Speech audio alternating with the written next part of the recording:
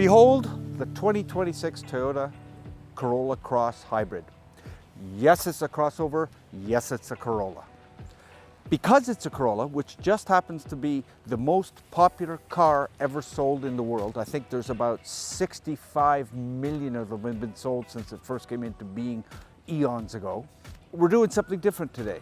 Instead of comparing the Cross to its various Subaru, Mazda, or Honda competition, we're actually going to compare it to the car it will be put up against most often by the people who are buying it, the Corolla itself. So the first thing you got to know is that most people buy crossovers because they're going to be bigger and roomier and more voluminous than their sedan counterparts. What's interesting about this comparison is that the Corolla Cross is actually smaller than the Corolla Sedan. It's 60 millimeters shorter between the axles, 140 millimeters shorter between bumper to bumper. So even though it's got more cargo capacity, I think it's got 609 liters with the seats up versus 370 or so for the sedan, and 1750 if you put the seats down. The rest of the interior dimensions are smaller than the sedan. There is more headrooms, but shoulder room, leg room, and hip room are all reduced compared to the sedan. So if you're looking at buying a Corolla Cross instead of a Corolla for more room, I think you're going to be disappointed other than the cargo capacity. Another interesting anomaly. They're both Corollas, they're both hybrids, and yet the Cross has a 2-liter four-banger, while the base Corolla Sedan only has a 1.8-liter four. Tally it all up, there's 139 horsepower in a Corolla Sedan, but 196 in a Corolla Cross.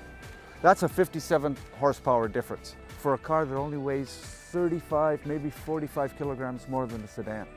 In other words, the Corolla Cross is a lot peppier than the base Corolla by a large margin. It feels more confident, it passes much easier, and it cruises more smoothly. The engine is quieter because it's under less strain. Now here's the great part. The Corolla Cross, in my use, averaged 5.8 liters per 100 kilometers. That's pretty good. The Corolla, 57 horsepower less, I'll remind you again, averaged 5.6 liters per 100 kilometers. That's a 0.2 liter per 100 kilometer difference.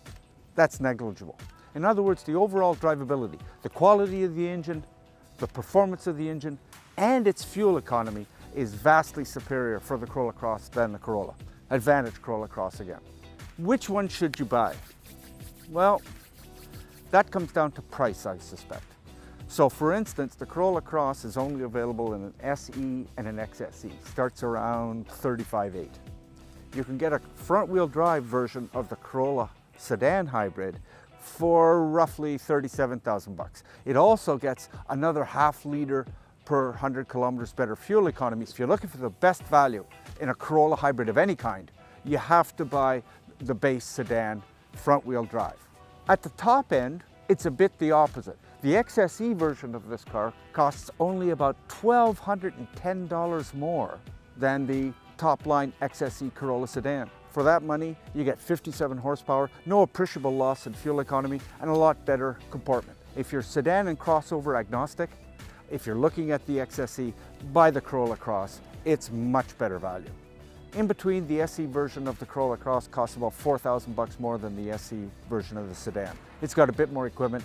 In the end, the choice between a Corolla Sedan Hybrid and a Corolla Cross Hybrid is less about the supposed advantages of a crossover or SUV, and much more about the fact that the Cross gets a massively upgraded engine and the same fuel economy.